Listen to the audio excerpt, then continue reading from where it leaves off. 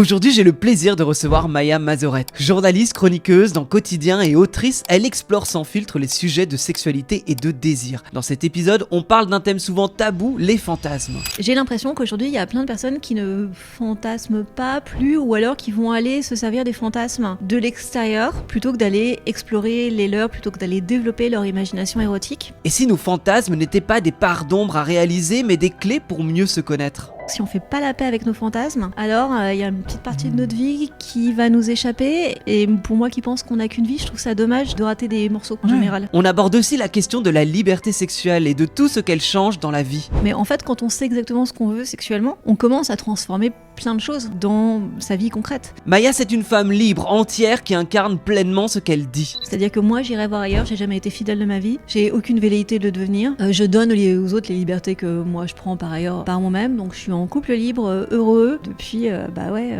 ça fait 11 ans qu'on se connaît et 10 ans et demi qu'on est mariés. Ces mots m'ont bousculé, inspiré et donné envie de vivre pleinement. On n'a qu'une seule chance de vivre plein de choses, donc il faut vivre toutes les choses. Pour Maya, vivre une vie complète, c'est accepter le beau comme le douloureux. Vivre une vie complète, c'est pas seulement vivre le bonheur, la joie, la famille et un petit golden retriever qui te caresse les cheveux, tu vois. C'est aussi avoir eu mal, c'est aussi avoir perdu des gens, c'est aussi vieillir, et il faut aussi vivre ça.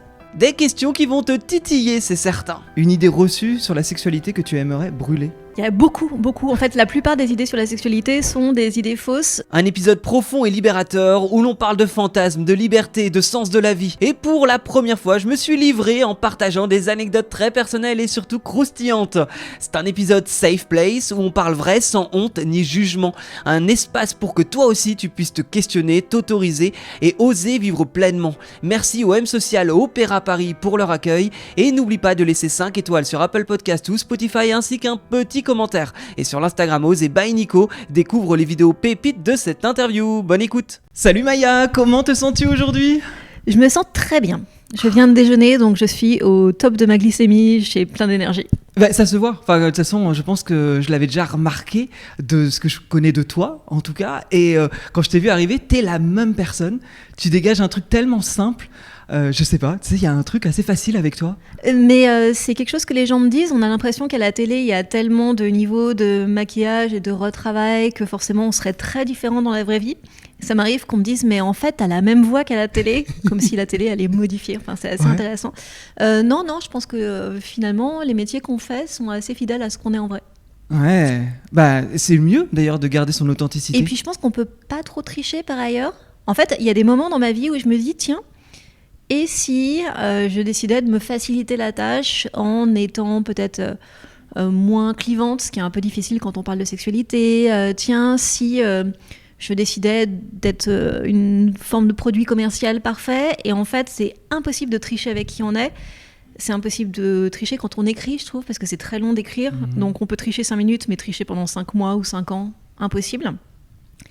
Et en fait, à l'arrivée, il faut quand même réussir à composer avec qui on est. Ouais. Et je trouve que ça, c'est vraiment le défi d'une vie, par exemple. D'accepter qui on est. Non, mais régulièrement, je suis en révolte contre qui je suis. Et je suis toujours en train d'apprendre à faire ce travail-là. C'est long. Waouh, bah, dis donc, là, allez, bim, allez, en révolte avec qui je suis, et je fais toujours ce travail-là, le travail d'une vie, effectivement. Et tu me parlais de tous les cycles que tu as, et en ce moment, tu es sur le cycle d'une sortie de livre. Exactement, je suis sur un cycle fantasme et désir. Maison close, aux éditions Anne Carrière. Exactement. Un livre incroyable. Un ovni. Un ovni, mais tout à fait. Ouais. Honnêtement, moi, je me sens à côté de la plaque dans ma sexualité. Quand je regarde ça, je suis là. À côté de la plaque positivement, j'ai tellement de choses à découvrir. Oui, c'est ça. En fait, être à côté de la plaque, c'est un point de départ, c'est un point d'arrivée. Donc, tout va bien. Et puis, c'est vrai qu'en plus, moi, ça fait longtemps que je fais ça. Donc, je voudrais surtout pas que mon travail soit intimidant. Ah non. Surtout là, sur une forme un peu bizarre. Des fois, les gens sont habitués à ce que soit on fait un essai sérieux, soit on fait un roman graphique, que les choses soient très identifiées. Et là, c'est un espèce d'essai graphique, mais en plus, il est manuscrit, et puis il y a plein de dessins. Je sais que je prends un peu les gens de côté. Oui, et ce sont mes dessins à moi. C'est ça qui est incroyable. Même si c'est une tâche de longue durée pour moi que de faire comprendre que non, il n'y a pas d'illustrateur, c'est vraiment moi qui fais tout. Bon, de toute façon, on va en discuter. Pour moi, ça, c'est un livre. Je me suis dit, faut le lire en soirée, avec une petite bougie et lumière tamisée et une coupe de champagne. C'est un date avec le livre que tu me décris mais là. Totalement.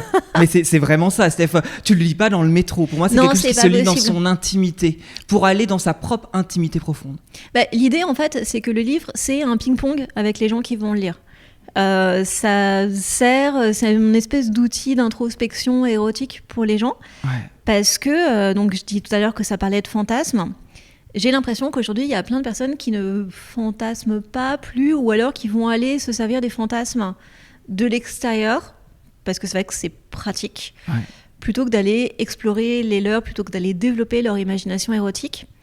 Et c'est vrai que pourquoi s'embêter à finalement faire tout ce travail soi-même, alors qu'il suffit de se mettre sur une plateforme porno, alors qu'il suffit de lire un livre érotique. Et j'ai l'impression que avoir son propre imaginaire à soi, c'est une super force dans la vie, c'est une force dans la sexualité, c'est aussi un travail très agréable à faire, et donc j'essaye de faire en sorte que les gens puissent se réapproprier leurs fantasmes, parce que comme ça il y aura plus de désir. Et le désir quand même dans la vie, c'est pas mal d'en avoir, quoi. Bah oui. Et même, je parle pas forcément d'un désir érotique, il me semble que le désir érotique, il se retranscrit dans plein d'autres aspects de notre vie, et que c'est quelque chose qui nous donne envie de nous lever le matin, et après on a la pêche, et on a envie de séduire, et on a envie de bouffer le monde entier. C'est aussi juste récupérer de l'énergie, tout simplement. Les fois où j'ai été épanoui sexuellement, là je suis célibataire depuis 2 ans, mais en tout cas quand il y a on va dire un acte sexuel à un moment donné, je sais que ça va me donner énormément de créativité. Et de bien-être par la suite, et que je vais pouvoir commencer à créer quelque chose, à écrire. Je vais être dans cette énergie très forte, finalement. Ouais, en fait, souvent on a tendance à cloisonner la sexualité et à dire ok, donc ça c'est le truc qu'on fait le soir, quand on est crevé dans la chambre à coucher. Mais j'ai l'impression que la sexualité, par défaut, elle va déborder sur tout le reste. En fait, nos vies, elles sont interconnectées, qu'on le veuille ou non, donc effectivement... on est ce qu'on mange, on est comme on dort, et on est aussi comme on couche et comme on fantasme. Ouais, totalement. Oh là là, mais j'ai tellement de choses à te dire. Juste petite question, parce que je te l'ai même pas posée. Toi, je t'invite à une soirée, il y a personne qui te connaît, et je dis il y a Maya qui est là. Comment tu te présentes ? Écoute, j'ai décidé d'accepter le label qui m'a été collé sur le front, qui est celui de Sexpert. Ok. Et en fait, il y a quelques années, quand on a inventé un peu ce mot-là, je me suis dit... oh là là, ça fait très sérieux. Enfin, moi, je suis journaliste de formation, par exemple. Et puis, finalement, je me dis avec le temps que, ok, Sexpert, ça me va. Donc, je suis Sexpert pour Le Monde en presse écrite et pour Quotidien en télé. Ok, super. Puis, je suis autrice. Et autrice aussi. Et peintre. Et t'as eu tellement de vie, et puis on gameuse, va en parler. Maman de 2 chats, multi-expatriée. Voilà, c'est compliqué de se définir toujours. Ouais. On va commencer par des petites questions, réponses rapides, avant d'aller dans le vif du sujet, parce que je sais qu'après, ça peut aller dans tous les sens. Donc, on va essayer de cadrer l'épisode par déjà questions, réponses rapides. Pourquoi est-ce si difficile d'avouer nos fantasmes ? Parce que les fantasmes et la sexualité en général sont associés à plein de culpabilité, plein de vulnérabilité, et puis on va être vraiment jugé. C'est encore plus vrai pour les femmes, pour qui la sexualité, le désir... reste associé à une femme de mauvaise réputation, qui ne saurait pas se contenir, qui peut-être sera une mauvaise mère. Donc non, ça reste hyper compliqué. On croit qu'on est libéré, mais la fameuse révolution sexuelle, moi je l'attends toujours. Sommes-nous vraiment connectés à notre désir sexuel ? Ça dépend. Y a des personnes qui le sont. On sait, une fois encore, désolé pour les femmes, c'est assez compliqué. C'est des choses qui sont très étudiées par la science, et on sait que c'est comme si des fois il y avait une coupure au niveau du ventre, et les femmes, elles sont vachement dans leur tête parce qu'elles ont beaucoup de choses auxquelles penser, les doubles journées, triples journées, et des fois en fait ça empêche d'entendre son corps. Si les personnes qui nous regardent se sentent coupées de leur désir, j'aurais tendance à dire passer une demi-heure à rien faire. C'est un de mes plus gros conseils de vie, une demi-heure à rien faire. Pas de téléphone, pas de podcast, pas de série, et en fait le cerveau, il a besoin d'être occupé. À un moment, du coup, le cerveau s'occupe avec son corps parce que c'est la dernière chose qui reste quand on ne fait rien. Et là, généralement, on commence à ressentir quelque chose pulser en nous. Ok. En fait, à chaque question, je me dis, mais il y a tellement de fils à dérouler. Oh my God. Les 2 questions à se poser pour faire émerger nos fantasmes enfouis. Bien sûr. Alors, la première question, j'étais là où il veut en venir, mais non, c'est mon livre. Première question, qu'est-ce que vous demanderiez à quelqu'un que vous payez pour du sexe ? Très difficile. Il ne s'agit pas de valider la prostitution, le travail du sexe, c'est un exercice de pensée, parce que l'argent, on sait ce que ça veut dire, et comme ça on enlève l'amour, on enlève la réciprocité, c'est juste une question qui permet d'être égoïste, en fait. Ouais. Imaginons que vous deviez dépenser genre 300 €, une belle somme. Quel service sexuel vous demandez? Et si vous êtes capable d'en trouver, dans ce cas-là, à quoi ressemble votre maison close? Et dans ce cas-là, il y a autant de pratiques que vous le voulez, vous pouvez contrôler tous les paramètres. C'est quoi pour toi un bon amant? Un bon amant, c'est quelqu'un qui me fait ressentir une vie plus complète et plus large. Donc c'est pas forcément quelqu'un qui va me donner du plaisir, parce que le plaisir, c'est seulement une partie de la sexualité. Il y a un bon amant qui va me rendre sereine, et il y en a un qui va me rassurer, et il y en a un qui va me donner une impression de prise de risque, et il y en a un qui va me donner un super orgasme, et il y en a un qui va me faire un bisou sur le front, je vais super bien dormir la nuit après, et il y en a un qui va bien s'entendre avec mes chats. Et tout ça, ce sera des bons amants. Le porno, miroir ou caricature? Le porno, idéalement, moi j'aurais tendance à dire qu'il ne faut pas y aller, mais je suis très conservatrice de ce côté-là, et je sais qu'il y a plein de créateurs et créatrices de pornographie qui font des trucs super, mais à l'arrivée, j'ai toujours l'impression que le porno, c'est le fantasme de gens qui ne nous ressemblent pas, qui font des pratiques qu'on ne pratique pas, dans des lieux dans lesquels on ne va pas. En fait, le porno, c'est pas nous. Et moi, je voudrais avoir une sexualité qui me ressemble. Okay. Comme ça, c'est la mienne, par exemple. Une idée reçue sur la sexualité que tu aimerais brûler? Il y a beaucoup. En fait, la plupart des idées sur la sexualité sont des idées fausses. J'aurais tendance à dire que celle qui m'insupporte le plus, c'est l'idée que les femmes sont passives. Et ça vient d'un truc assez physiologique, où souvent le vagin est associé à un trou. Là, en ce moment, il n'y a pas de trou à cet endroit-là dans mon corps. Je ne suis pas ouverte à tous les vents. Donc, je rappelle que le vagin est un muscle. Sinon, pourquoi demanderait-on aux femmes de se détendre, si ce n'était pas un muscle d'ailleurs? Donc, voilà, les femmes ne sont pas des trous, les femmes ne sont pas passives du tout. Ok. Et pour terminer, si la maison close existait vraiment, tu y rentrerais comme cliente, curieuse ou sociologue? Cliente, évidemment. On peut tout faire à la fois. Curieuse, j'imagine que c'est juste pour être spectatrice. C'est dommage quand même. Ouais, venant de toi, je m'attendais à la réponse. Cela dit. Et sociologue, souvent des fois, on oppose le fait d'observer les choses de manière comme ça un peu sociologique ou scientifique et le fait de pouvoir les apprécier, comme si soit on arrive avec son corps, soit on arrive avec son cerveau. Ça, ce serait peut-être une idée fausse aussi qu'il faudrait déconstruire.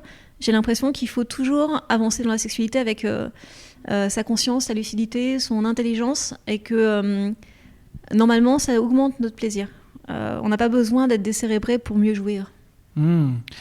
Aujourd'hui, comme tu l'expliques d'ailleurs, tu l'as évoqué tout à l'heure, mais tu le dis aussi en 4e de couverture, tu expliques que le fantasme, on est un peu bridé dans notre société face au fantasme. Pourquoi?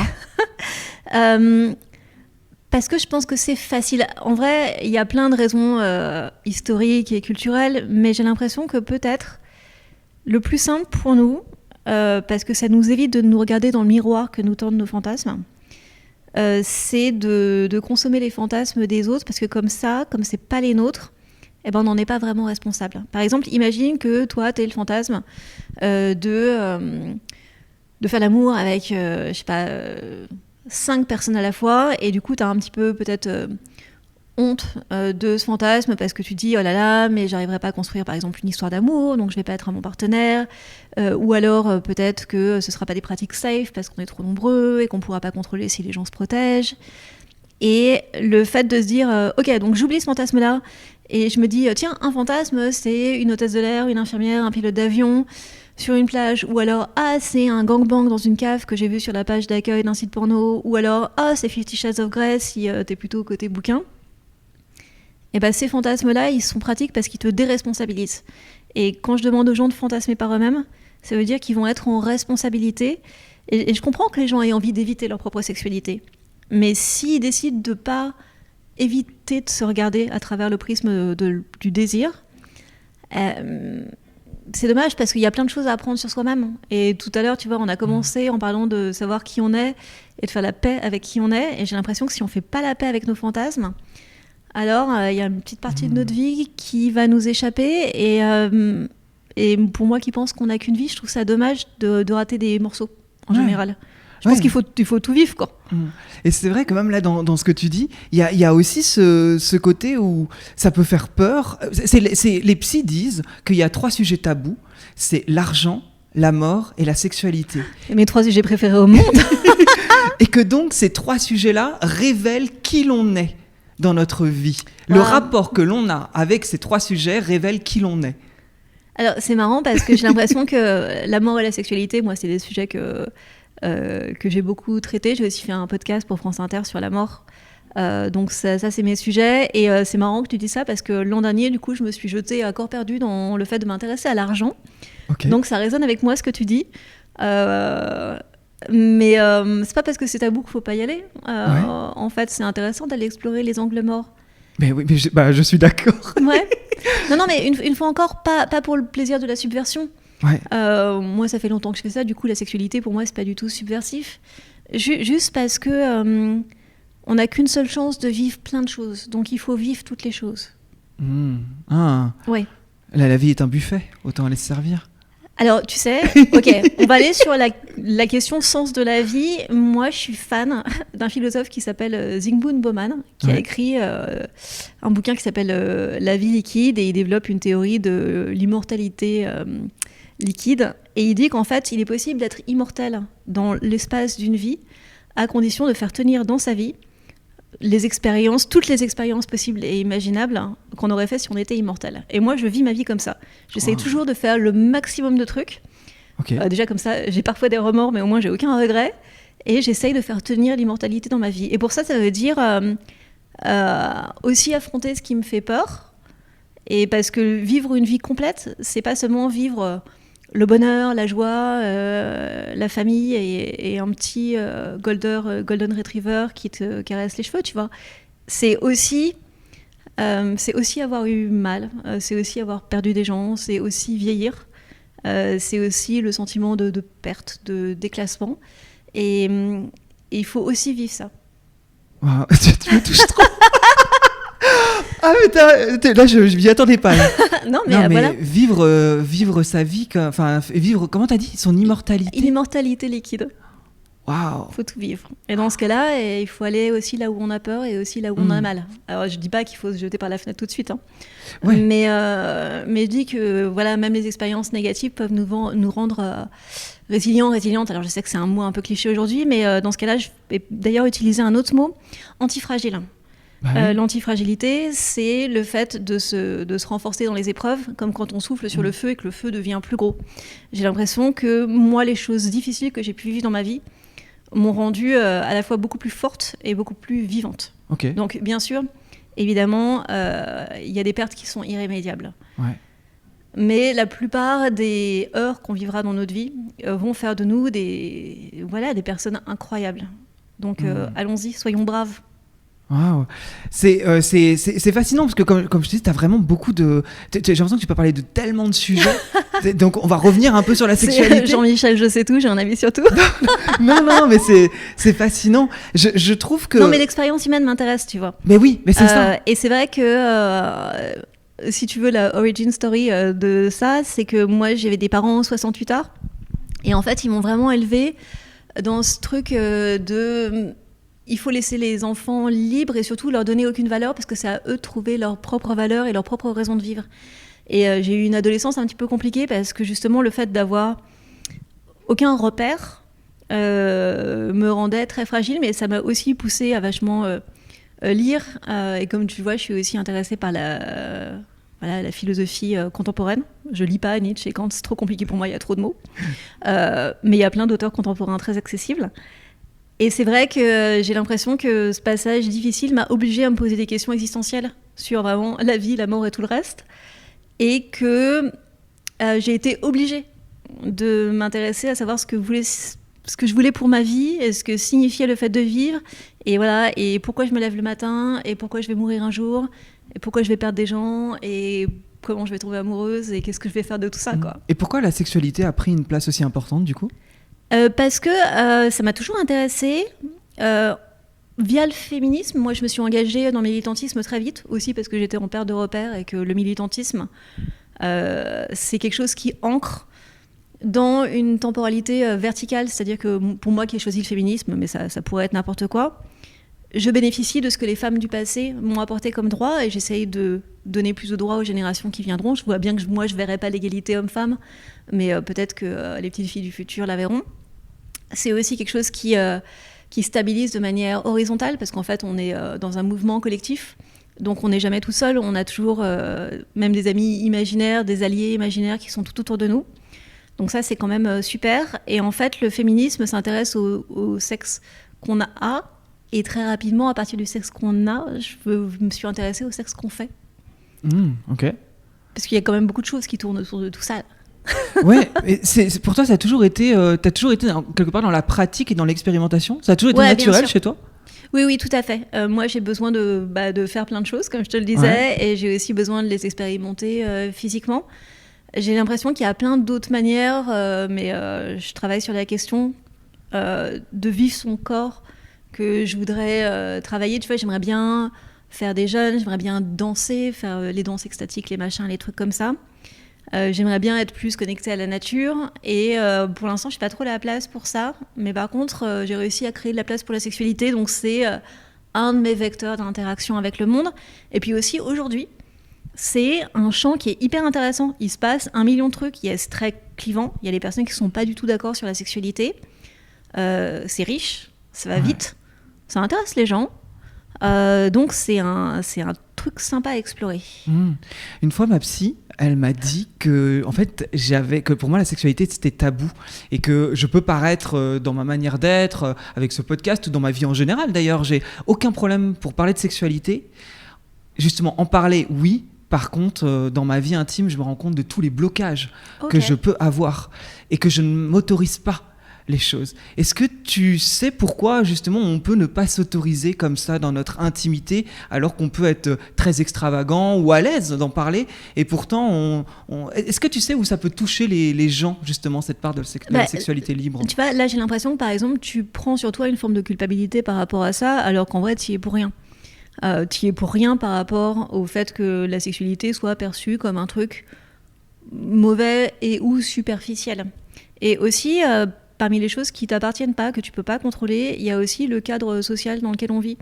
Nos expériences de la sexualité, aujourd'hui, elles sont vachement liées à notre apparence, par exemple, physique, où nos corps paraissent jamais assez désirables, jamais assez parfaits pour avoir la sexualité parfaite qu'on voit dans les films hollywoodiens. Une sexualité, par ailleurs, qu'on ne voit pas dans les films hollywoodiens, qu'on désire quelque chose qu'on ne voit jamais. Pratique, pour être malheureux quand même.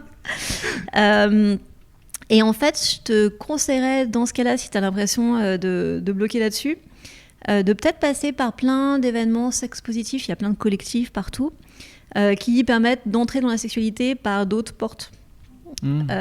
Auquel cas, ça peut débloquer les choses avec plus de paroles, plus d'attention au consentement et peut-être aussi avec parfois des exercices où on parle ensemble, on se touche ensemble de manière sexuelle, moins sexuelle. Est-ce que ça peut ressembler à du tantra? On m'a déjà conseillé et j'en ai déjà parlé dernièrement justement de Alors moi j'ai des copains qui sont très tantra. Pour l'instant, moi je suis pas là-dedans. Je pense que j'y viendrai un jour ou l'autre comme tout le monde. Comment t'expliquerais le tantra? Mon Dieu. Alors tu sais qu'ils sont pas du tout d'accord entre eux, donc c'est très très compliqué parce que j'ai l'impression que c'est une je vais te dire tellement de conneries. L'image que tu te fais du tantra. Alors, l'image, je pense qu'on se fait du tantra quand je vois des bouquins sur le tantra. C'est très genre, tu sais, t'es en connexion totale avec l'autre et tu vois, des choses vont passer de manière dynamique d'un corps à l'autre, aussi par des pratiques respiratoires et tout. Et là, l'ami à moi qui est le plus là-dedans m'a dit c'est exactement le contraire. C'est un égoïsme total et c'est complètement s'écouter soi-même. Alors je dirais que le seul point commun entre ces deux choses-là, c'est de faire très très attention à la sexualité. Et des fois on fait pas attention à la sexualité. Donc peut-être que le tantra c'est juste une excuse pour faire attention. Et d'ailleurs tu parles là de ce sujet-là. L'une des parties, je peux pas appeler ça un livre, une œuvre, c'est un essai graphique. Un essai graphique. Ton essai graphique à un moment codex. donné. Je ne vais pas appeler ça un chapitre non plus, c'est pas un chapitre, mais tu parles des masques et tu dis l'absence de communication avec l'autre permet la communication avec soi. Ce n'est pas si simple de s'entendre. Complètement, à tout point de vue d'ailleurs. C'est la raison. Un peu sur l'égoïsme.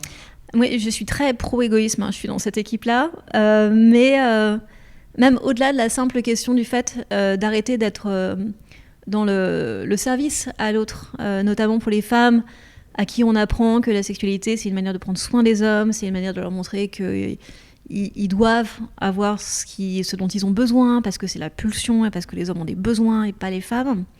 Il y a un caractère de service, donc effectivement, à un moment, écouter moins l'autre, ça permet de s'entendre soi-même. Et au-delà de ça, sur la question des fantasmes, arrêter d'écouter les fantasmes des autres, c'est aussi laisser la place aux siens.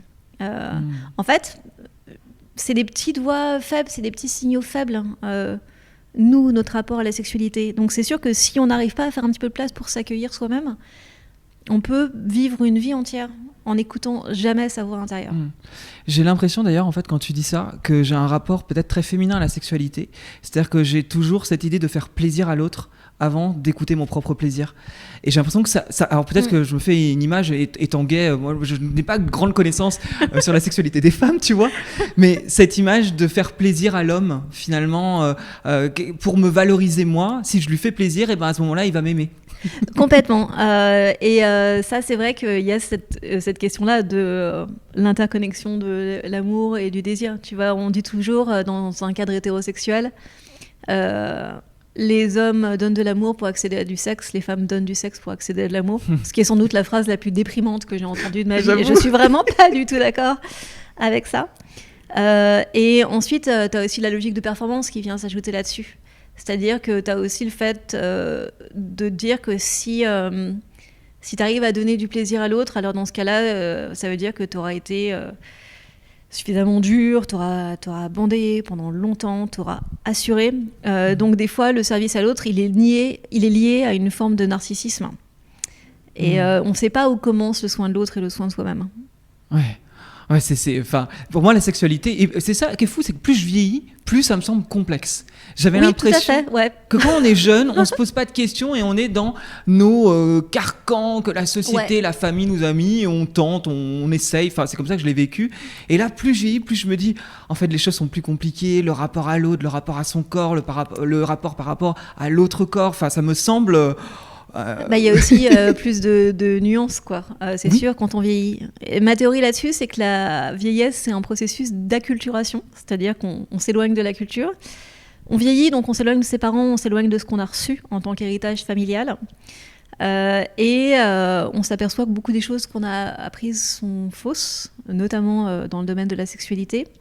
Donc finalement, on met à distance la culture pour réinventer sa propre érotique et des contre-cultures. Donc j'ai l'impression que devenir vieux sexuellement, c'est devenir assez punk. Et c'est chouette. Bah ouais. Tu fais tes propres règles, mais tu prends la permission aussi. Comment a évolué ta sexualité ?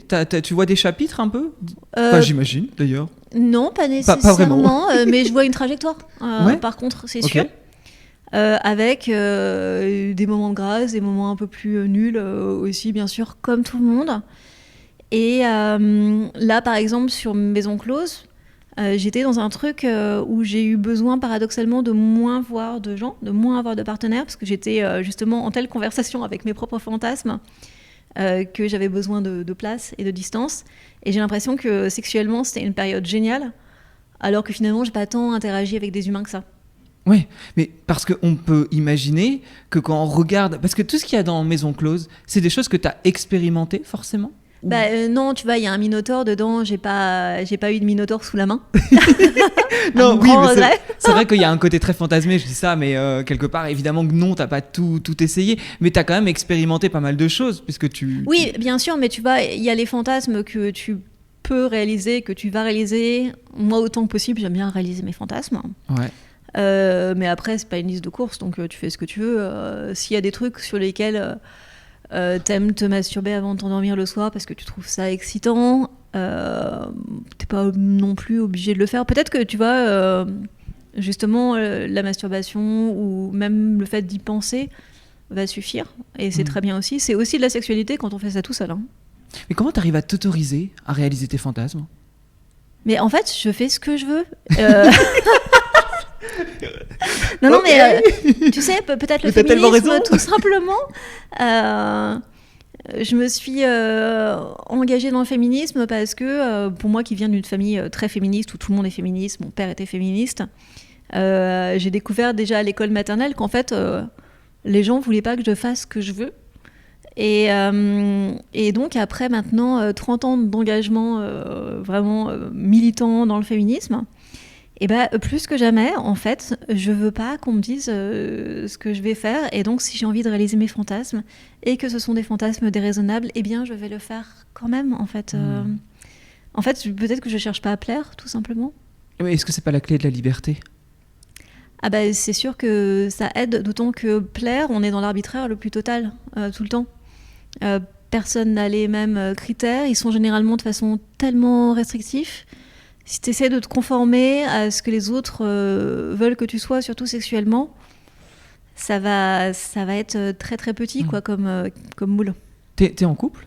Ouais, tout à fait. Ouais. Depuis combien de temps ? Je suis mariée. T'es mariée ? Ouais, Ok. tout à fait. Mariée mais en couple libre. Hein. Ouais, ok. Je suis mariée depuis 11 ans. Wouhou. Depuis 11 ans ? Ouais. Ok. Et donc 10 ans et demi. Allez. Et donc, depuis le début, il y a cette liberté. Bien sûr, moi je l'ai imposé parce qu'il n'était pas question. Vraiment, une fois encore, je fais ce que je veux. Ouais. Donc, si on veut être en couple avec moi, il faut absolument accepter ça. Et c'est pas le tolérer, c'est l'accepter. Ouais. C'est-à-dire que moi, j'irai voir ailleurs. J'ai jamais été fidèle de ma vie. J'ai aucune velléité de le devenir. Je donne aux autres les libertés que moi je prends par ailleurs par moi-même. Donc, je suis en couple libre, heureux. Depuis, ça fait 11 ans qu'on se connaît et 10 ans et demi qu'on est mariés. On s'est mariés très vite. Hein. Comment tu l'as rencontré ? Sur Tinder. Comme quoi, finalement. Voilà, tu vois. Si, j'ai épousé un Américain que j'ai rencontré sur Tinder. On s'est mariés 3 mois et demi après s'être rencontrés. Waouh. Ah mais génial. Écoute, tu me redonnes de l'espoir sur les applications de rencontres. Et tout à fait. Non, et aussi, comme quoi, une histoire de sexe pur et dur peut vraiment se transformer en projet de vie, quoi. Ouais, c'est intéressant ce que tu dis là parce que... Ça, c'est aussi un truc, tu sais, genre, waouh. Si tu couches le premier soir, si ça commence par du sexe, du coup, t'auras trop donné tout de suite et ensuite, il restera rien à vivre. Ça, c'est vachement un truc qu'on entend. Ouais. Qu'il faudrait s'économiser, être dans la restriction. Moi, j'ai tout donné la première nuit vraiment avec ce mec et puis pourtant, ça marche. Hein. C'est ça que je trouve intéressant justement dans ce que tu dis là, c'est que là j'ai changé mon profil sur une application de rencontre. Ah très bien. Parce que j'ai remarqué que j'étais souvent un peu dans le côté aguicheur, photos sur la plage, etc. Donc en plus cette injonction à toujours être un minimum parfait physiquement, en tout cas quand je suis en maillot de bain, et c'est ce que je mettais en avant avec un profil où j'écris peu de choses pour laisser quelque part l'ouverture au plus grand nombre pour être sûr de plaire un minimum. Il y a quand même une peur derrière de ne pas plaire. Ouais. Mais en même temps, moi j'aimerais beaucoup être en couple, tu vois. Aujourd'hui, ça fait 2 ans que je suis célibataire. J'ai expérimenté certaines choses, mais le couple m'intéresse et je me suis dit, enfin c'est pas moi qui me le suis dit, c'est un coach en PNL, programmation neurolinguistique, je vois bien. Il m'a expliqué, si tu veux quelqu'un dans ta vie, est-ce que l'image du mec sur les plages au bout du monde qui est libre et qui veut pas se poser est vraiment la personne qui pourra rencontrer quelqu'un ? Et je trouvais assez juste de me rendre compte que je lançais une image qui était pas forcément la bonne, tu vois. Donc ouais, mais tu vois aussi parce que t'étais sommé de reproduire des choses que t'as déjà vues. Finalement, tu vois, il y a pas non plus des masses de contre-modèles à ces images de qui on devrait être, notamment sur une appli de rencontre. On a déjà dans la tête le fantasme de ce qu'est un bon profil sur appli de rencontre et une fois encore, tu t'es pas écouté. Je pense que c'est une big question for me. Pour le coup, t'as beaucoup de partenaires depuis justement depuis que t'es mariée. Une liste ? Non, on va pas non plus faire un body count, tu vois, mais tu les rencontres facilement. Tu les rencontres comment, les gens ? Moi, je suis très très fan d'appli de rencontre. J'ai des profils partout et tout. J'ai des gens très gentils qui régulièrement me disent c'est terrible, il y a une femme qui se fait passer pour toi sur Tinder et autres. Et je suis obligée de leur dire non, ce sont mes vrais profils avec mes vraies photos. En plus, pour que les gens sachent que c'est moi, je mets des photos backstage de quotidien et de la télé que personne ne pourra avoir. Normalement, ces photos-là, elles sont forcément que à moi. Mais les gens sont très inquiets qu'on usurpe mon identité alors que c'est bien moi. Donc il y a ça, et puis ensuite il y a la vie. En fait, il y a plein de soirées à Paris où on peut rencontrer des gens aussi. Ouais. Et voilà, le truc sur lequel j'ai pas mal buté, mais je travaille sur la question, c'est que j'aime bien voir les gens parce que la sexualité, c'est un super accélérateur d'intimité, et comme les gens m'intéressent, si ça s'est bien passé, généralement... j'ai envie de savoir qui ils sont, j'ai envie de savoir ce qui les intéresse, ça me permet d'apprendre plein de choses qui normalement n'auraient jamais croisé ma route. Donc je suis assez vite dans un truc assez girlfriend. Et je me suis aperçue que très régulièrement, j'ai des gens qui pensent que du coup, on va faire couple, qui pensent que je vais quitter mon mari, qui pensent qu'une grande histoire d'amour est possible. Et là, je me dis qu'il faut que j'arrive à quand même faire en sorte de ne pas laisser en pièces détachées les mecs avec qui je couche trop régulièrement. Donc, qu'il faut que je mette des limites. Ce que j'aime pas, fondamentalement.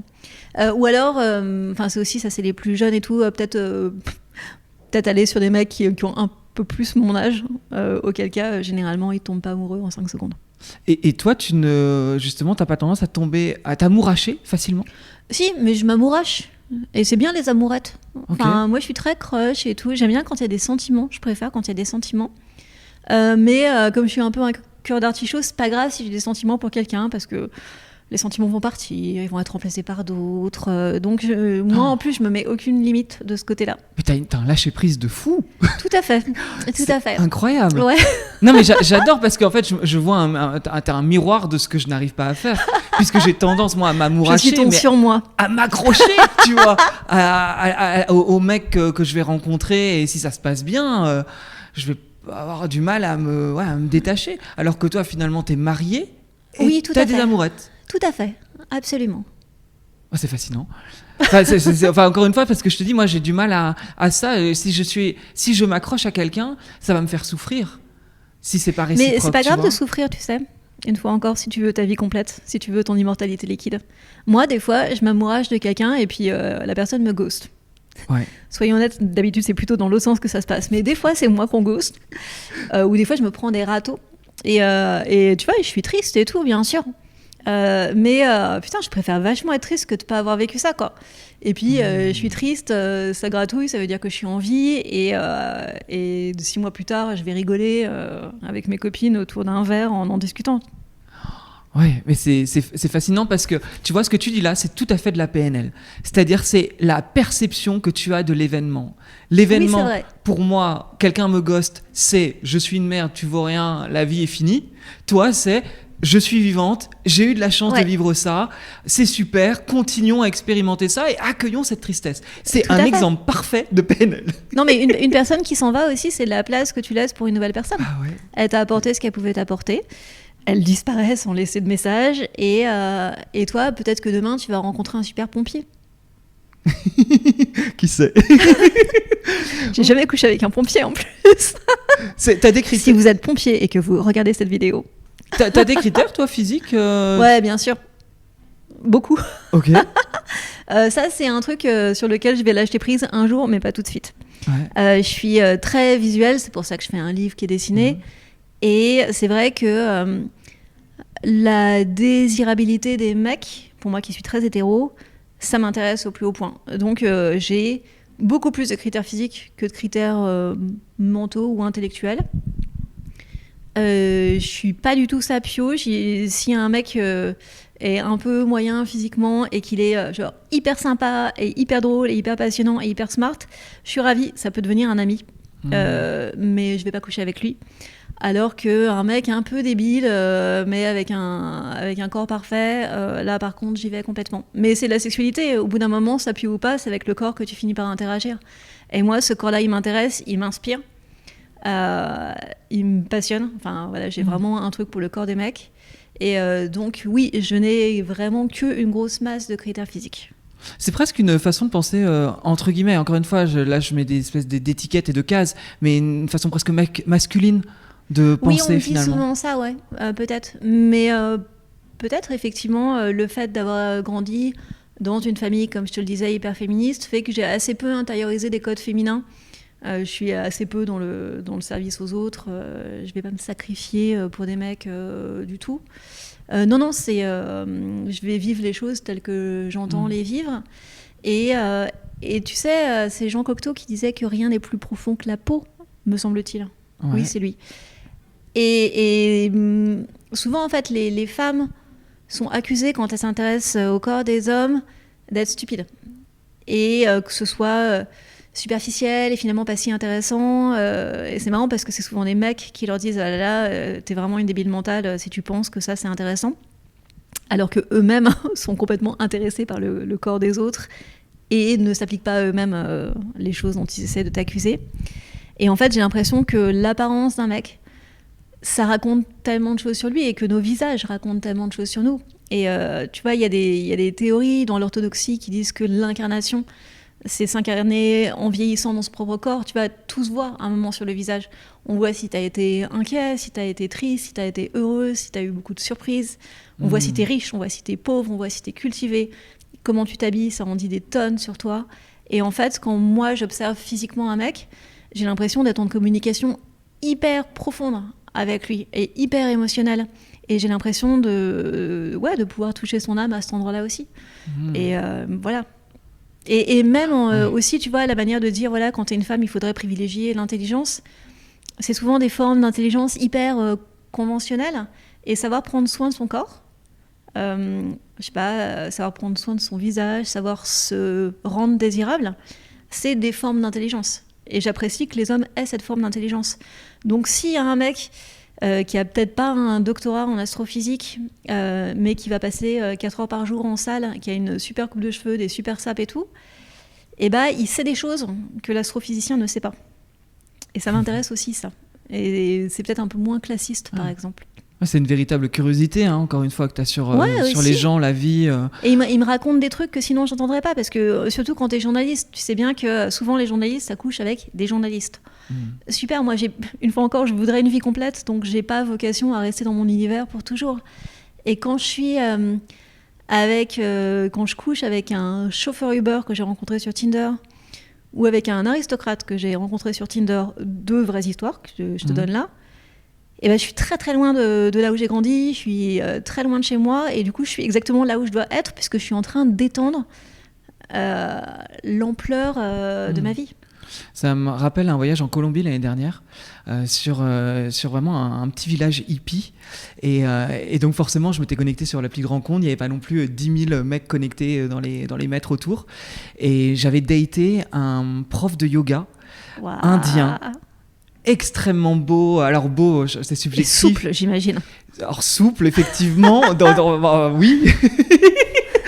Et il avait des yeux noirs, une barbe noire, un piercing au milieu du nez, mais qui faisait très indien, hindou, qui cachait un mystère, des cheveux noirs bouclés, très très intenses dans sa chevelure, fin, grand, avec des tatouages mystiques et habillé un peu en sarouel, on ne fait pas sexy dit comme ça, mais un côté très yogi quelque part. Et je me souviens que je l'avais rencontré, j'étais mal à l'aise parce que ce mec-là, comparé à moi, on était sur 2 archétypes tellement différents. Et en même temps, j'étais là, mais je suis curieux. Qu'est-ce que c'est que d'avoir une relation sexuelle avec cette beauté divine, prof de yoga indienne? Et tu sais que ce mec-là, en ce moment, il est en train de hoster un podcast, là où il habite, en Colombie et tout. Il est en train de dire, et à ce moment-là, je rencontre un mec, et il est blanc. Il est blanc, c'est incroyable. Et il est habillé comme un petit Européen, et il a un espèce de mandala sur le bras, c'est incroyable, un éléphant autour du cou. Je me souviens, c'était fascinant parce qu'on avait pris un verre, on avait passé un excellent moment, et le lendemain je partais. Lui, il donnait des cours de yoga, et en fait je lui avais fait comprendre, vraiment, il faudrait que tu passes à mon hôtel avant que je prenne mon taxi pour quitter la Colombie, parce que c'était vraiment la toute fin de mon voyage. Et je me souviens qu'il avait son cours, que c'était compliqué, que moi j'avais demandé à l'hôtel, enfin qui était des espèces de paillotes au bord de mer, hein, de gagner du temps, et il voulait pas, et j'étais mais si, c'est important, et puisque je vais raconter comme truc, et il avait débarqué et on avait une demi-heure. Mais c'était même un peu bizarre parce qu'on avait tellement été spirituel dans notre échange. On avait parlé de la vie, de la profondeur de la vie, du sens, de tout ça, pas du tout de sexualité. Mais là, je l'invitais, c'était évident que c'était pour autre chose. Et je l'avais évidemment, je l'ai pas forcé, mais je lui avais dit écoute, on va dans ma chambre directement, on va pas rester sur le palier à se regarder dans le blanc des yeux. Oui, il savait très bien pourquoi il venait aussi, hein, pour le coup. Et j'étais vraiment parti, ça m'avait vachement dynamisé. Oui, ouais, dynamisé. Sur une note, j'ai vécu un moment superbe, court malheureusement, mais où c'était fantastique, et d'avoir découvert en intimité ce qu'il m'avait donné en spiritualité. Mais tu vois, ça c'est une expérience d'immortalité liquide. En une demi-heure, t'as fait tenir une histoire d'amour entière. Ah ouais, tellement. Ah ouais, mais j'avais envie de l'épouser après. Mais ça a laissé de la place à la personne que tu épouseras. Oui, sûrement. Ouais. Sûrement, ouais, totalement. Tu l'as eu lui et t'en auras d'autres. C'est bien, non? C'est parce que quand tu dis un peu cette idée de vivre les choses, j'ai le sentiment de le vivre, mais j'ai toujours peur de me faire mal et toujours peur que ça ne se passe pas comme je veux et d'avoir peur de ne pas assez contrôler. Même cet été, je me suis un peu libérée de manière sexuelle où j'ai voulu expérimenter et j'ai été beaucoup plus à la rencontre, y compris pouvoir rencontrer des personnes qui sont pas mon style. Et de réaliser qu'une connexion pouvait se faire. Ce qui était très nouveau pour moi. C'est-à-dire que c'est la première fois cette année que je découvre que je peux rencontrer quelqu'un qui n'est pas mon type de mec, mais pourtant une connexion physique se fait et je la vois pas venir en général. Je commence un peu à voir que ça peut arriver, mais c'est genre t'embrasses la personne et tu te dis waouh, il y a un truc. Ah bah tu vois, là t'es plus avancé que moi dans cette voie-là, manifestement. Et si ça peut te rassurer, la douleur que tu décris, c'est aussi une douleur à laquelle on s'habitue. En fait, à force de quitter des gens avec qui ça se passe bien, ça fait un peu moins mal à chaque fois. Et ça ne veut pas dire qu'on perd sa sensibilité. Ça veut dire que, comme pour tout le reste de notre vie, au bout d'un moment, c'est une douleur qu'on apprivoise. Intéressant. Et la douleur, c'est aussi quelque chose qui nous polie, tu sais. On arrive, on est enfant et tout n'a été que chaos. Il y a l'adolescence et on est plein de formes abrasives. Et finalement, en vieillissant, on va aussi, grâce à la douleur, beaucoup se polir et devenir, j'espère, plus indulgent, plus généreux, plus sage. Moi, j'aspire à ça, en tout cas. Et j'ai l'impression que les choses font un peu moins mal parce que je suis un peu plus lisse et que terminer ma vie en étant un joli petit galet tout rond, ce sera pas une mauvaise chose. Selon toi, quelles sont les clés du bonheur dans un couple ?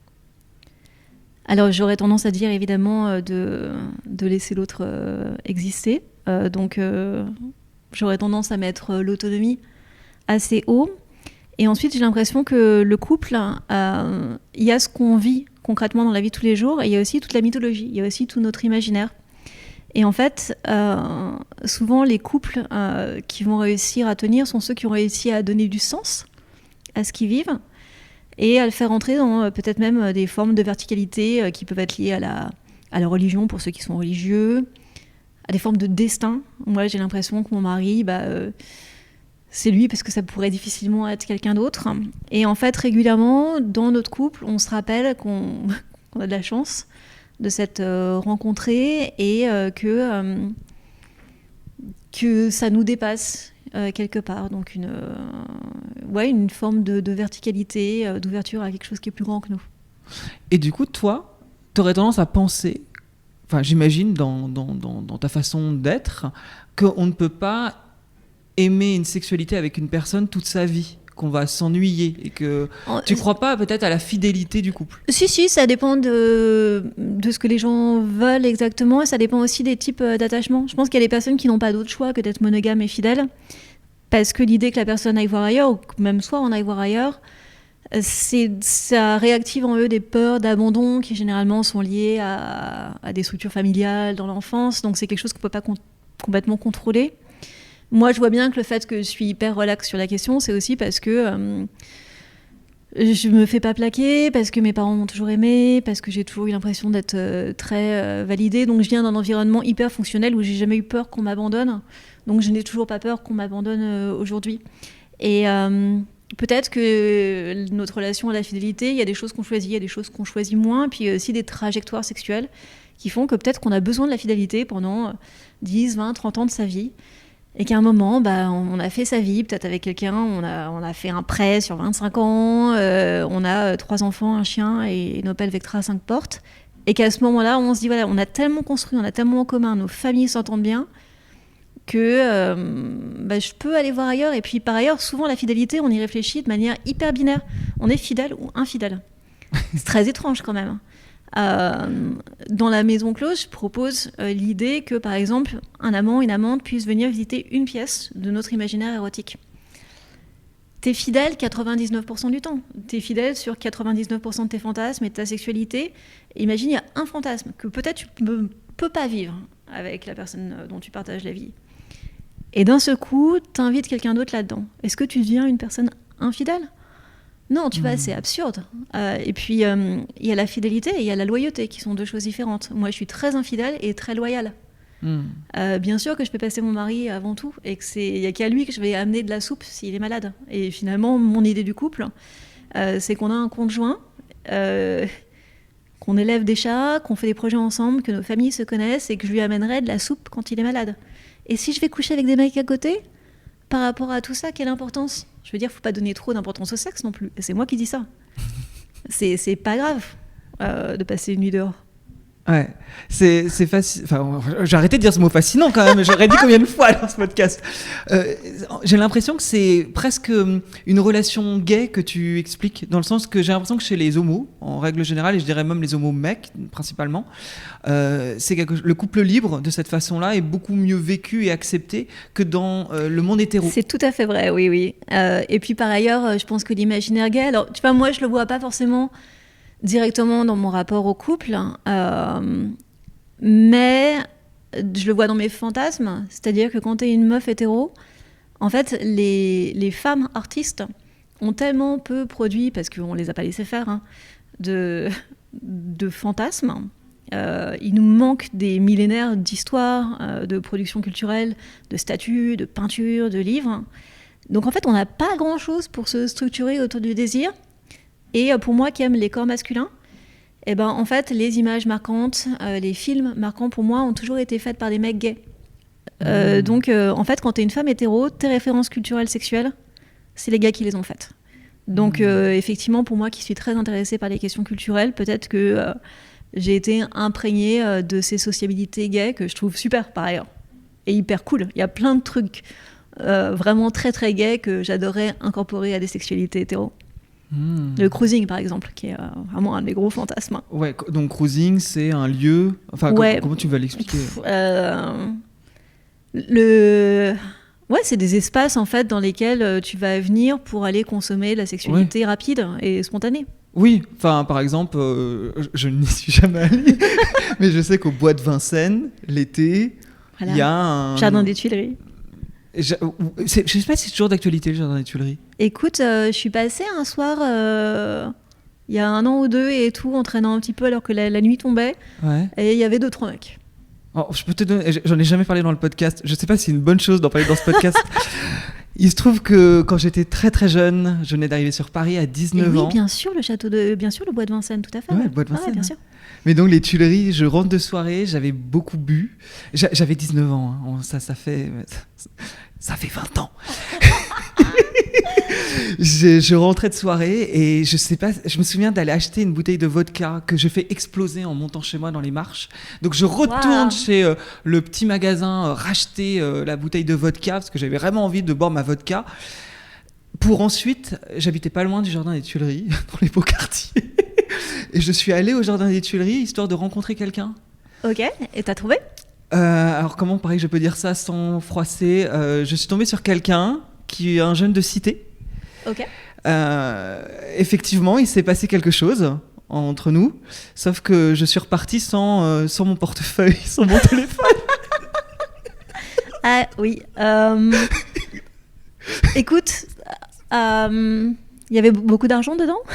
Non, mais j'étais un jeune étudiant à l'époque. C'était pareil, on n'était pas sur des iPhones comme aujourd'hui, mais c'était assez drôle comme expérience. Quelque part, il représentait une forme de fantasme. J'ai eu le fantasme jusqu'au bout. Tout à fait. Ça encore, c'est de l'immortalité liquide. Ouais, j'ai fini au poste de police, un peu perdu. Ça m'avait un peu perturbé. J'avais 19 ans, j'étais jeune, je m'attendais pas du tout à ça. Mais donc je sais ce que c'est un espace de cruising. Je l'ai expérimenté. T'as sorti des cartes. Également, oui, un oracle. Exactement. Maison close que je montre ici. Je me suis dit que c'était vraiment le petit cadeau pour toi. Et j'adore les oracles. Je me suis douté que ce serait bien ton genre. Ah ouais, j'adore ça. Et du coup là, je l'ai mis sur la table en me disant, mais tiens, est-ce qu'on pourrait pas tirer une carte ? Ah mais bien sûr. Ok. Alors, en fait, elles sont classées par ordre. Donc, Je est-ce que les ai tu me donnes mélangées. là? Tu les as mélangées. Super.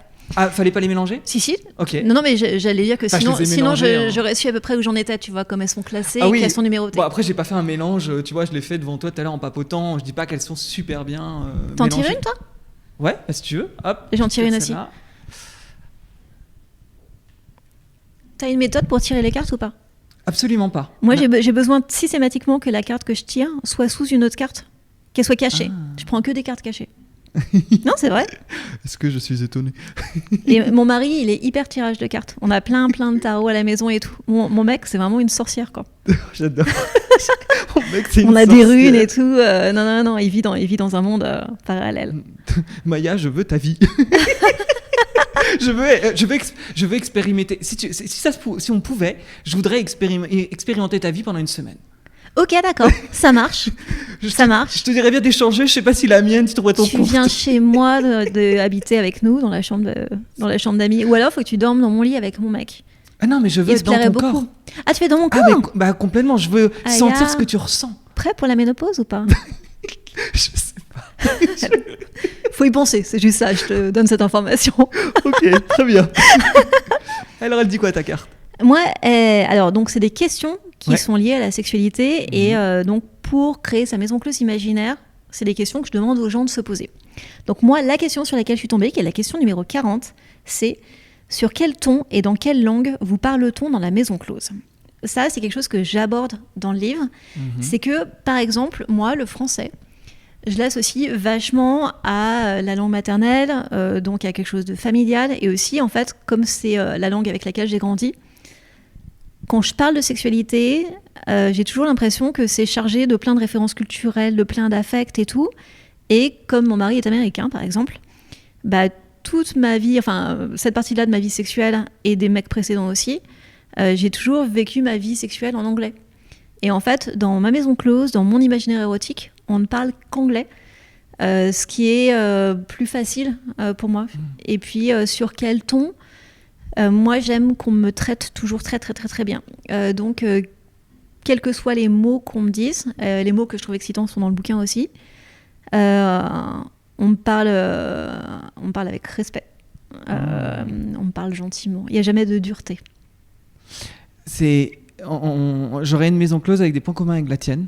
Ok, Parce on parle que- quelle langue? Ah, l'anglais, je suis beaucoup plus libéré en anglais qu'en français. En français, c'est exactement ce que tu viens de dire. J'ai des blocages Ouais. que je n'arrive pas à surpasser. Et à l'étranger, je peux être beaucoup plus cru. Je Bien peux sûr. m'autoriser à demander des choses que je ne m'autorise pas à demander en français. Tout à fait, je suis d'accord avec ça. Et c'est pas pareil de dire baise-moi et fuck me. C'est pas du tout pareil. Non, c'est vrai, bien sûr. Non, mais totalement. Totalement. C'est quoi ta question? La maison est-elle politiquement correcte? Ah la vache! Il a sorti le dos. Donc ça, on est numéro 74. Ouais, on est en toute fin. Ah, ce que ça m'inspire, c'est que je crois vouloir rentrer dans une maison politiquement C'est correcte. un vrai oracle, parce que depuis tout à l'heure, tu parles que du fait que tu as du mal à prendre des libertés et tout, et ça, c'est vraiment la question liberté ultime. Exactement. Incroyable. Bah, moi, c'est pas, est-ce que je crois Oui, je crois aux outils qui nous permettent de nous questionner davantage Oui. et trouver des directions. Et c'est vrai que là, effectivement, la maison est-elle politiquement correcte? Bah, c'est exactement ma psy qui me dit dans la sexualité, vous avez des tabous et vous pouvez en parler, mais en fait, dans votre intimité, comment c'est? Eh ben, c'est cloisonné parce que j'ai peur, j'ai honte, j'ai tout ça, tous ces éléments. Ça vient d'où? Je sais pas trop. C'est ça qui est dingue. J'ai eu beaucoup de liberté dans ma vie. J'ai jamais été bloqué. J'ai des parents qui m'ont laissé toute la liberté du monde. Donc j'ai toujours pu faire ce que je voulais. Ok. Et dans cette liberté-là, j'ai moi-même créé mes propres codes qui sont assez fermés. Les gestes que tu fais avec tes mains, c'est pas des codes, c'est des murs. Hein. Je te dis tout de suite. Oui, c'est vrai. C'est vrai. J'ai par exemple, j'ai un podcast où je pars du principe que j'aime l'authenticité et les gens souvent me disent grâce à toi j'arrive à m'autoriser, donc autant là autoriser ce Donc que tu je autorises raconte. tout le monde sauf toi. Bah si, mais justement là Ok. ce que je vais dire là c'est que là, en rentrant de vacances, après 2 mois en Bretagne, puis du Brésil, là, cet été, j'étais une humeur très piment. Ok. J'avais des envies de séduire, je me sentais bien, j'étais bronzée, c'était plutôt cool. Et quand je suis rentrée à Paris, j'avais envie de passer un bon moment. Et il se trouve que je me suis connecté sur un site où vraiment on est assez axé sur la sexualité. Et là, j'ai pas eu... C'était sur Grindr. Non, c'est un autre site, mais je tairai le nom. Ok, je te d'accord. le dirai en off. Ok, waouh. T'étais sur Fat Live. Je te dirai en off. Et en gros, j'ai pas eu une, mais plusieurs propositions de personnes qui étaient dispo, des personnes avec qui j'avais déjà papoté quelques mois plus tôt. Et c'est vrai que c'était tout à fait mon style de mec. Et il y en a un qui me dit, moi ça me tenterait bien avec un autre mec. Et il m'envoie le profil du mec. Et en fait, ce mec-là, je le connaissais, j'avais déjà parlé 6 mois plus tôt aussi. Tout à fait mon type. Vraiment, les deux. C'est vrai que c'est un peu apporté sur un plateau d'argent, quoi. J'ai dit oui. Rendez-vous chez moi à 19h. Ça faisait 2 ans que j'étais chez moi dans mon nouvel appartement après ma rupture. Je n'avais jamais fait venir quelqu'un. Et là, j'ai fait venir 2 mecs. Et j'avais peur, j'étais terrorisée. Je suis partie chercher une bouteille de rosé pour prendre un verre de rosé avant, pour me détendre, parce que j'étais dans ma tête, parce que j'étais qu'est-ce que tu fais ? T'en as envie, mais est-ce que tu vas réussir ? Je tremblais avant qu'ils arrivent. Quand ils sont arrivés et que j'ai dû donner le digicode, je tremblais de peur parce qu'il y avait je réalisais un fantasme, mais ça allait avec la peur de réaliser ce fantasme-là. J'adore. J'aime bien la fébrilité d'avant un date. Parce que tu vois, en fait, j'en viens à ton histoire de PNL où c'est à nous de définir comment est-ce qu'on ressent des émotions physiques. Régulièrement, je fais des choses sur scène. Et j'ai le trac, et mon mari il est comédien de théâtre, donc il s'y connaît, donc généralement c'est lui que j'appelle en disant oh là là mon Dieu, il y a 800 personnes et tout, j'ai peur. Et il me dit c'est pas du trac, c'est de l'excitation, t'es pas stressé, t'as très envie de faire ce discours, et c'est un peu une méthode couée, mais en même temps ça marche, et je me demande si au lieu de se dire mon Dieu j'ai peur de réaliser mon fantasme, je peux pas dire justement je suis fébrile parce que j'ai tellement envie et parce que ça va tellement bien, et moi aussi je suis un peu nerveuse avant mes dates alors que pourtant j'en fais un paquet quoi. Il y a toujours ce petit truc où effectivement tu dis oh là là et si jamais ça se passait mal et si jamais ça se passait bien, qu'est-ce qu'il va penser de moi quand il me verra pour la première fois, est-ce que je vais correspondre à ses attentes et tout. Mais si j'écoutais ça en me disant c'est de la peur, alors c'est sûr que je ferais jamais rien quoi. Ouais, donc peut-être de la peur, c'est peut-être de l'excitation, je sais pas ce que c'est. En tout cas, ce qui est sûr, c'est qu'effectivement, tu vois, t'as le cœur qui bat vite. Mais une fois encore, c'est notre petite vie d'être humain quoi. Et quelque part, la maison est-elle politiquement correcte ? Il n'y a que depuis à peine 2 ans que j'ai initié, et encore, vraiment, ça se compte même pas sur les doigts d'une main, forcément, mais c'est arrivé très peu de fois, où j'ai expérimenté ces fameux plans à 3, parce que pour moi, c'était pas politiquement correct, ça restait dans un fantasme que je ne voulais pas expérimenter, parce que pour moi, la sexualité, c'était le couple. Tu sais, ce qui est dingue, c'est qu'en fait, tu vois, t'as 39 ans, donc. Ouais. Ne le dis pas trop fort. Tu as... il te reste encore tellement de permissions à prendre. Et c'est génial, tu vois. Parce que, ouais, bien sûr, t'as encore tellement de choses à vivre, tellement de choses à tenter. Et t'inquiète pas. La sexualité offre suffisamment de variété et d'expérience, surtout quand on a un petit peu d'imagination pour occuper toute ta vie. Donc... tu vois, c'est ta route, c'est ton chemin. Tant que tu stagnes pas, t'es sur la bonne voie. Je vais en tout cas, tu as parlé de trajectoire. Je suis sur ma trajectoire aussi, oui. Et je vois que ça se libère.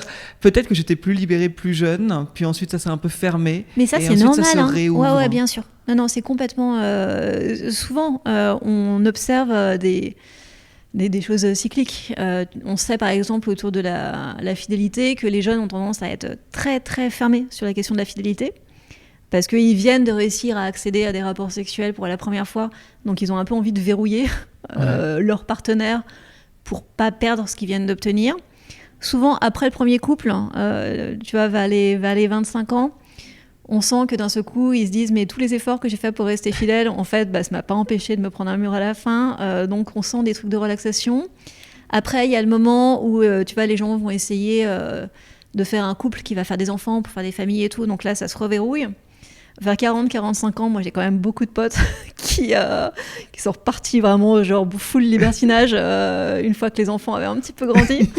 Donc tu sais, c'est comme les vagues, quoi. Ça va, ça vient, tu prends de l'ampleur, tu te rétrécis, tu prends de l'ampleur, tu rétrécis, tout va bien.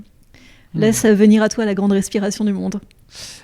Encore une fois, vraiment, je te le dis parce que moi, ce podcast est très thérapeutique quelque part et j'invite que des personnes pour qui je ressens une vibration.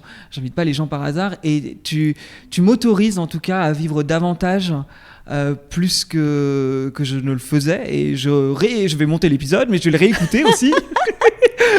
Et j'espère que tous les gens qui nous écoutent, qui peut-être ne s'autorisent pas à certains moments, ils vont réussir à sortir de cette maison, politiquement correcte et de sortir de ce politiquement correct pour aller vers leurs envies et leurs désirs, peu importe dans la vie d'ailleurs. Et tu vois, une fois encore, pour s'autoriser, c'est pas mal de faire taire un petit peu le monde autour de nous, puisque le monde ne nous autorise pas tant que ça.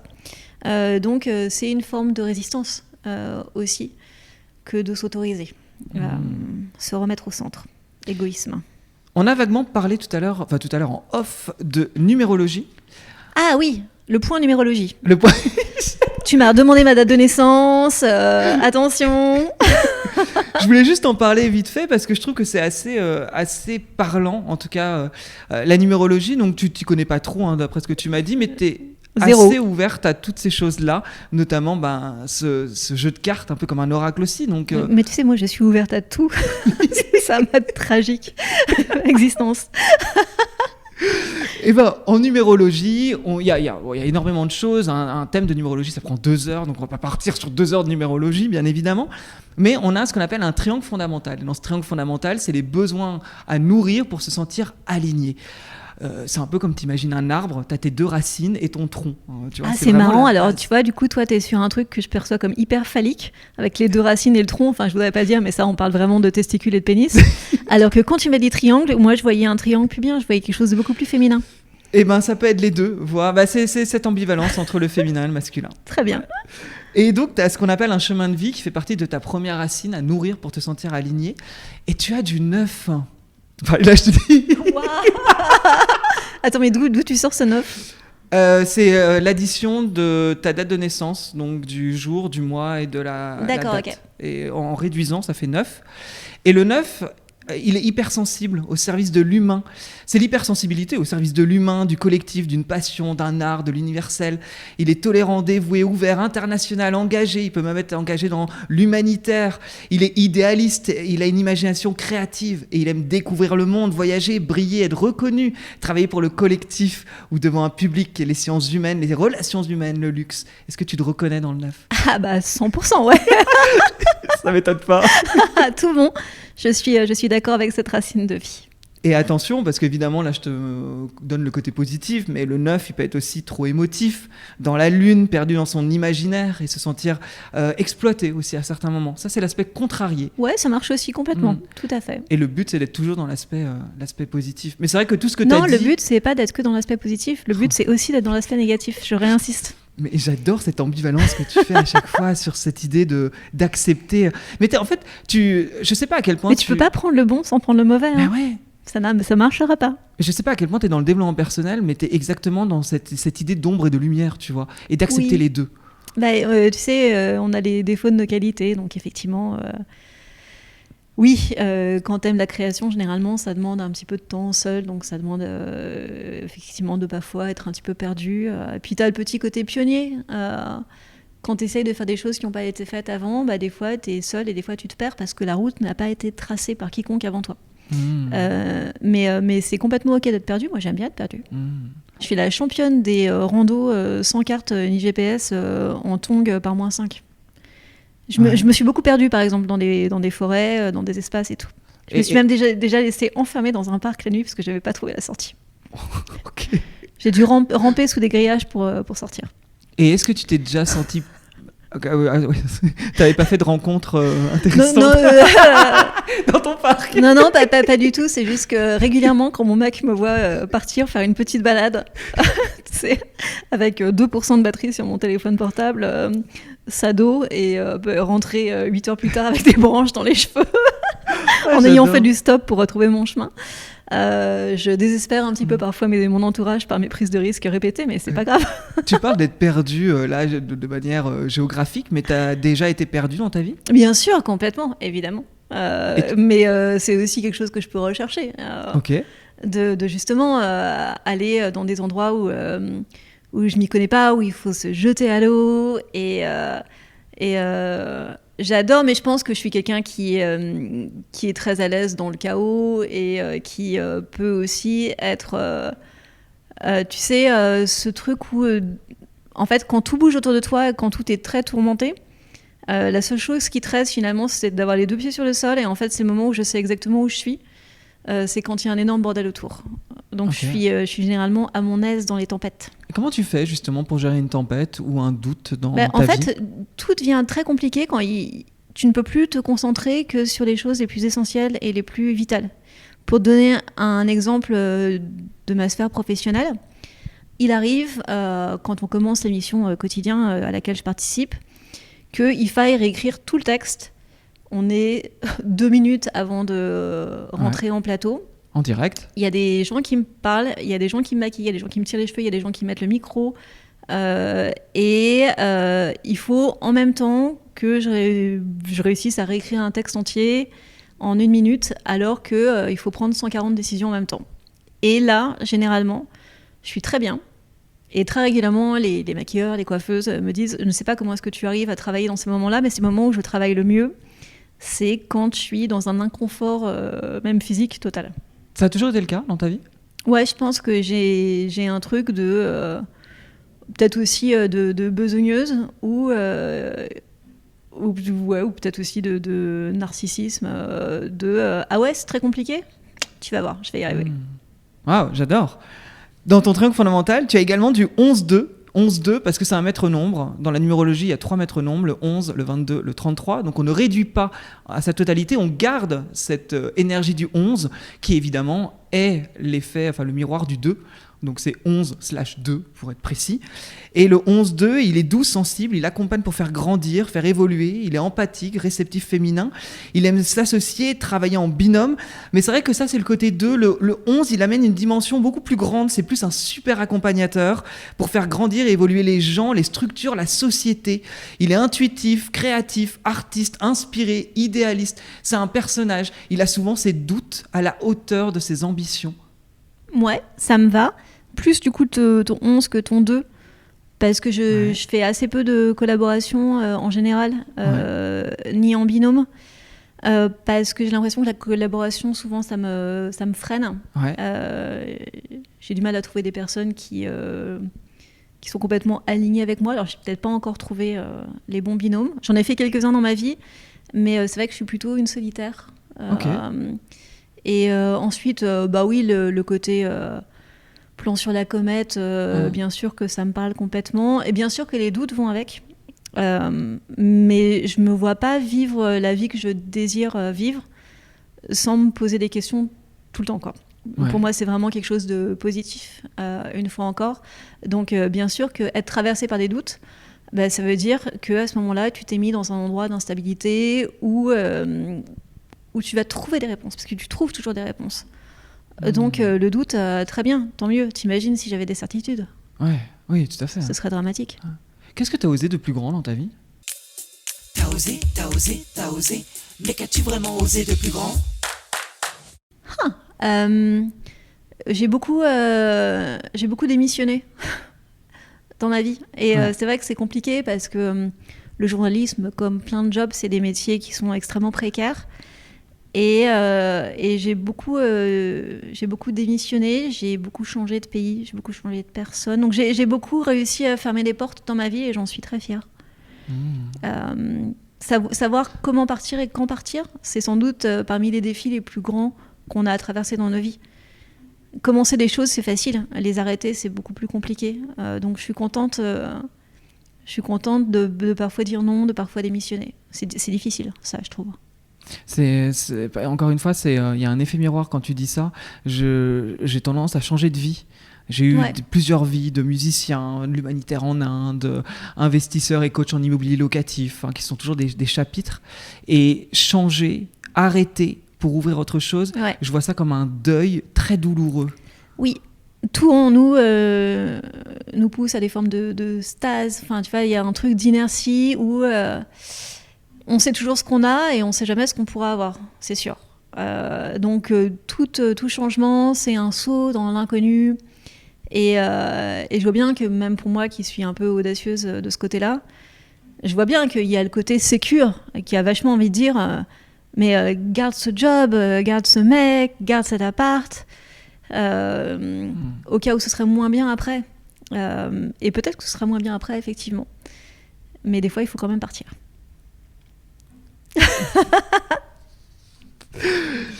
C'est fascinant parce que je vais arrêter. Pourquoi je déteste quand j'ai des tics de langage. Tu sais, justement, quand je me réécoute, je là, arrête avec ce mot.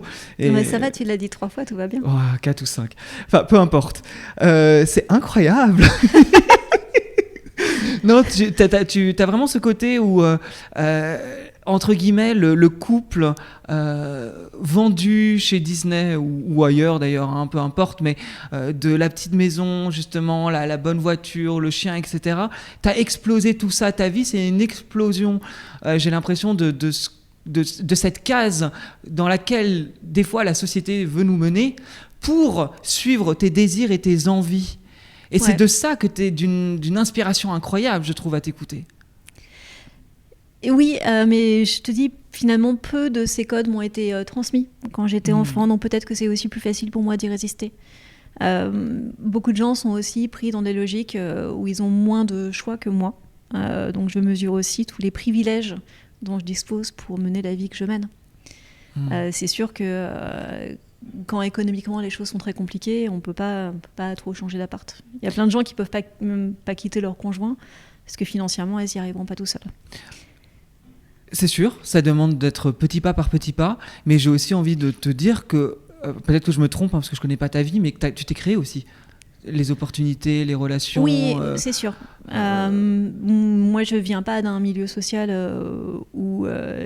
voilà, mes parents n'étaient pas journalistes et j'ai grandi en banlieue et donc je n'ai pas eu autant d'appui que d'autres personnes de mon entourage qui font le métier que je fais.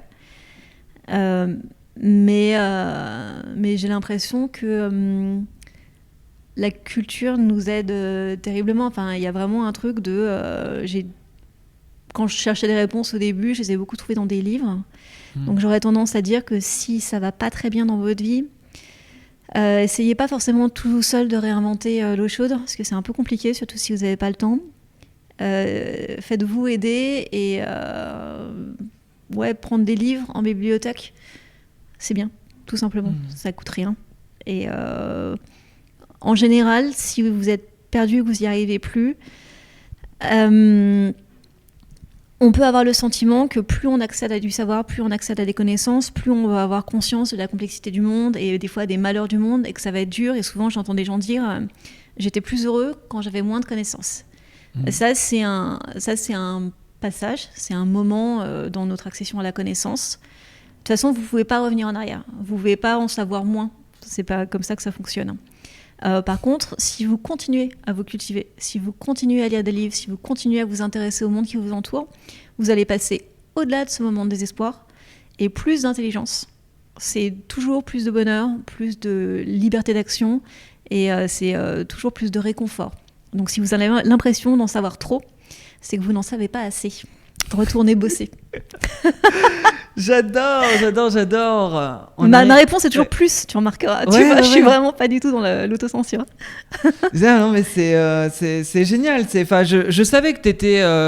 évidemment, comme je t'ai dit, moi j'invite des gens qui me font vibrer où je ressens un truc, tu vois. Donc je savais bien qu'en te recevant, j'avais pas de surprise à l'idée de ce que t'allais dégager. Mais c'est encore plus, c'est encore mieux. Et voilà, plus, toujours plus. Exactement, bah, ça a été Ouais. un plaisir parce qu'on arrive à la fin de notre interview déjà. Ça y est. Bah ouais, bah, on a dit beaucoup de choses, je pense. Hein. Écoute, on a dit pas mal de choses. Je suis contente, on a parlé du sens de la vie, ça me fait plaisir.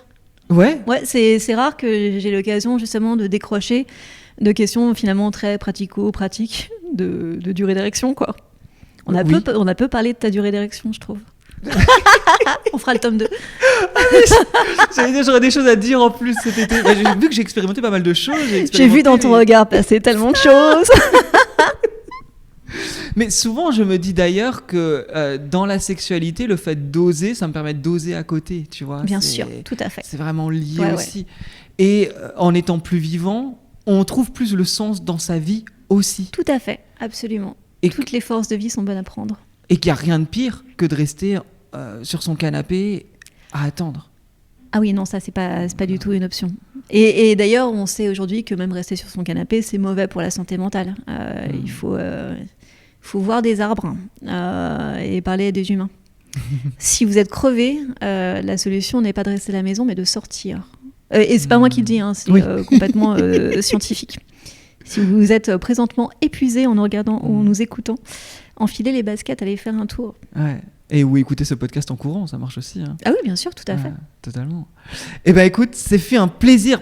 Si on veut te retrouver, déjà, bim bam boum, il y a le livre Maison Close. Voilà. Je mets le lien dans la description, bien évidemment, pour aller plus loin. Encore une fois, vous prenez ce livre, une coupe de champagne, le soir, la bougie. Franchement, faites-vous votre maison close, puisque c'est le but aussi, Ah, tout c'est à de fait, créer son propre imaginaire érotique. Tout à fait. L'idée, c'est vraiment d'être en communication avec les lecteurs, lectrices et de les encourager à développer leur imaginaire érotique en leur fournissant une base qui est la mienne. Ouais. Il y a plein de questions pour aider les gens Tout à fait, à la à fin, faire leur exactement. imaginaire érotique. Et ça prend un peu de temps, mais par contre, c'est hyper joyeux à faire. Enfin, je veux dire, il y a pire activité dans la vie Exactement. que de se poser ou d'aller faire un tour au parc, justement, et de réfléchir aux conditions objectives d'une relation sexuelle réussie. Ouais, exactement. Et en fait, on s'aperçoit une fois qu'on a un bon imaginaire érotique, parce qu'en fait, l'imaginaire, on a l'impression que ça sert à rien et que ça va rester dans notre cerveau. Mais en fait, quand on sait exactement ce qu'on veut sexuellement, on commence à transformer plein de choses dans sa vie concrète. Donc moi, évidemment, le fait d'avoir fait à ce point un travail de maison close, ça a complètement changé la manière dont je m'organise. Et voilà, l'imaginaire, il est très, très concret, très, très pratique. N'imaginez pas que l'utopie sert à rien. L'utopie, ça sert tout de suite, quoi. C'est un kit d'urgence. Et pour aller plus loin, Maison Close, le jeu également. Là, on a une démonstration en direct. Voilà, Fascinant. exactement. Et d'ailleurs, je me dis juste, on va tirer une carte pour les auditeurs. Donc, la question qu'ils doivent se poser, est-ce que leur maison est-elle confortable ? Alors, très important. C'est une question qui me fait super plaisir parce que tout à l'heure, tu as utilisé un mot qui m'a fait réagir. Tu as dit « j'avais envie de pimenter ma vie ». Et en fait, souvent, c'est le mot générique pour dire qu'on va essayer des choses différentes dans notre sexualité. Mais le piment, l'objet piment, c'est un truc qui fait mal, quoi. Enfin, c'est un truc qui va nous brûler un petit peu. Et le piment, par exemple, c'est pas très confortable. Hein. Et je trouve ça dommage qu'on associe le fait d'augmenter son répertoire sexuel avec un mot qui est lié à des formes de douleur ou d'inconfort. Se poser la question du confort dans la sexualité va peut-être dire que vous allez changer de lit ou racheter des coussins ou vous demander si la température de la pièce est adéquate, si votre lubrifiant est de bonne qualité, s'il n'est pas trop collant. Donc se poser vraiment, vraiment très sérieusement la question du confort, c'est intéressant parce que la recommandation qu'on donne aux gens qui veulent changer, ça va être souvent achète des petites menottes en moumoute rose, fais du bondage, achète-toi un petit martinet et tout. Mais en fait, il y a plein de trucs à inventer en essayant de ne pas pimenter sa vie sexuelle, mais en essayant de l'enduire de yaourt à la fraise. Je cherche un truc très confortable, tu vois. Ouais, un yaourt à la fraise, c'est réconfortant. Un yaourt vanille. Eh ben, pourquoi pas. En tout cas, je suis persuadé que cette question va faire réfléchir toi, vous qui nous écoutez. J'en suis persuadée. On te retrouve sur ton Instagram aussi. Tout à fait, sur mon Instagram, Maya Mazorette. Ouais, c'est mon réseau social. La seule chose, c'est que sur Instagram, je peux pas poster mes peintures parce que on y voit trop de corps dénudés. Effectivement. Mais par contre, on y voit le reste de ce que je fais. Ce que j'aime avec toi, et je tiens à te le dire, c'est qu'on peut parler de sexualité et je trouve que rien n'est jamais vulgaire. Ah non. Tu vois, ton livre, il n'y a rien de vulgaire. C'est de la créativité, c'est beau, ça amène, ça inspire, ça nous amène à vouloir essayer des choses, mais sans jamais tomber dans la vulgarité. Mais et quand parce tu que parles, c'est pareil. la sexualité, moi, je trouve ça noble. Je trouve que le désir, c'est quelque chose qui nous élève. Donc évidemment que les formes que j'emprunte pour en parler sont celles qui me semblent correspondre à mon sujet. Donc effectivement, il n'y a pas de vulgarité. Dans ma vie tous les jours, j'utilise pas non plus de gros mots, j'aime pas ça. Je trouve que la sexualité, c'est trop chouette pour en parler mal. Et que les corps humains, c'est trop beau pour pas leur rendre un peu justice. Merci beaucoup, Maya. Merci à toi. À bientôt. Salut.